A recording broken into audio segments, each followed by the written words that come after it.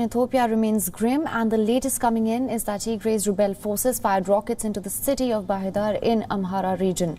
Now, according to government sources, the attack did not cause any damage, and the conflict in the northern Ethiopia has killed hundreds over the past 2 weeks.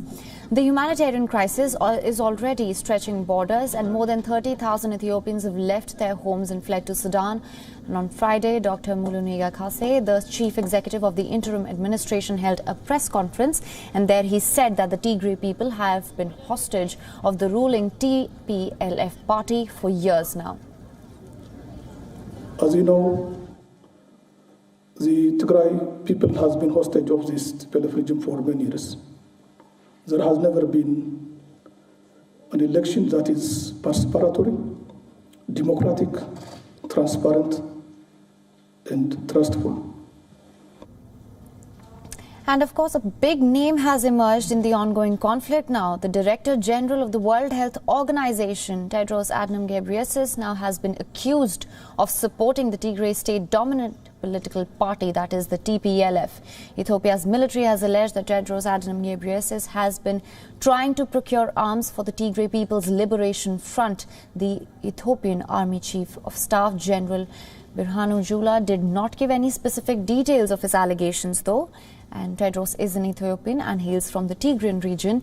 Tedros had held all the executive positions under the coalition government, which was led by the Tigray People's Liberation Front, the party which effectively ruled Ethiopia for decades as the strongest force in the coalition, until Prime Minister Ahmed Abiy took office 2 years ago, that is. Not even a week ago, Ethiopia's government announced that its troops would continue marching on the Tigray region's capital after rebel forces let a deadline to surrender pass. But later, the Ethiopian government announced that it has taken away weapons of Tigrayan soldiers working as peacekeepers in the Horn of Africa region. This development is particularly worrisome because Ethiopia's military plays a big role in the African Union's peacekeeping force in Somalia and elsewhere in Horn of Africa. Its troops act as vanguards against the advances of insurgent groups such as the Al-Shabaab. According to a Reuters report, diplomatic and security sources within Ethiopia have said that between 200 and 300 Tigrayans have had their weapons removed.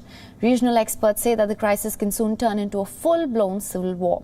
Thousands of people have fled their homes. Sudan is seeing the highest influx of Ethiopian refugees in years. أنا اسمي ترحاس كنت ساكنة في حمرة وكان عندي كوفير وكان عندي بيت لما احنا بس ما عرفنا الحرب قام بخيف كيف ما عرفنا قروشنا زاد في البنك ما جبنا حاجة وما جبنا هدوم لعيالنا وما جبنا أكل نحن جينا الحمدايت لما نجي في الحمدايت في الشارع. أنا اسمي الماس آسيوية من قبيلة تيغراي جيت من حمارة بسبب الحرب بسبب الضرب بتاع رئيس دكتور أبي وأمحر رجل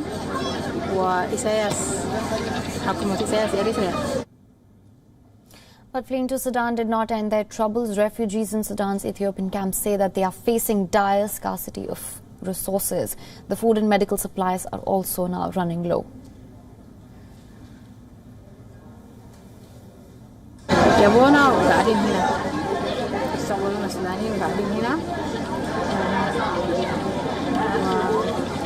لما جينا هنا يعني الشيء اللي هنا كويس هو مويه بس هنا في السودان يعني مويه كويس ما في مشكله لكن. And now for more on this, WION correspondent Coletta Wanjo, he is live with us from Addis Ababa. Thank you so much for joining us. Various developments here, but to begin with, Ethiopia's military has alleged that Tedros Adhanom Ghebreyesus has been trying to procure arms for the Tigray People's Liberation Front. Could you elucidate on these allegations?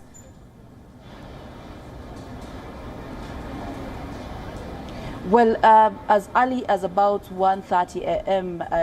Our time here, that is the wee hours of the morning, we understand that rockets were fired from Tigray, which is the northern region where the fighting is going on, into Bahir Dar. Now, the distance between Tigray and Bahir Dar is about 180 miles travel by air. So, and we remember that the government has blamed it on the TPLF, and we remember that there was a similar attack on the same area some few days ago. So what happened is there were 3 rockets that were fired, 2 landed near the airport and 1 in a maize field. Now the communication head of communication in the Amhara region where this happened says that probably the target was the mass media network in the Amhara region and probably the airport, but they're saying that the airport is still not very damaged. Now this is just a significant, I mean, it's significant. The attack is significant in the ongoing violence because it shows that the TPLF still have some missiles or still have some equipment and of war that they're still using against the government.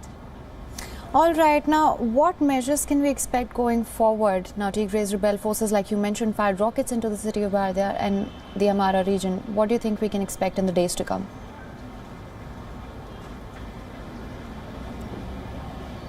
I think in the days to come, we expect the government to do more in terms of its military operation, because remember, the Prime Minister Abiy Ahmed has promised the people of Ethiopia that he's going to soon, he used the word very soon, to end this military operation. He needs to show that, because if we're seeing the TPLF still possessing missiles, and yet the government said that they had already disarmed them of these missiles, or the missiles were not there, then that means the citizens on the other side might start questioning the authenticity of what the government is saying. So we are bound to see more military operation from the government, probably more effort. And now we have seen the Ethiopia Telecom, the telecom company here, there's only one that is now, it has now set up a point where it says people can contribute to the national defense forces that are fighting there. So that tells us that there's need for more resources for the defense forces to go ahead and finish this once and for all. Whether that will happen, we don't know the timeline. All right, and I was actually going to come to that. You have mentioned this, but just for more clarity on this, the Ethiopian government announced that it has taken away weapons of the Tigrayan soldiers working as peacekeepers. Could you tell us about the implications of this?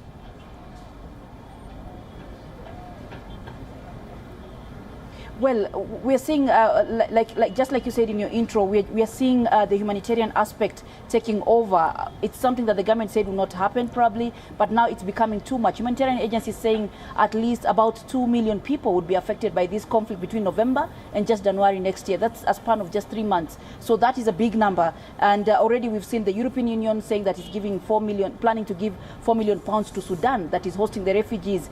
An average of about 4,000 refugees running away from Ethiopia into Sudan. That tells us a very, very big story without even explaining so much words. So what we are seeing is the humanitarian aspect is what is now coming up, and now more calls for the escalation of the conflict.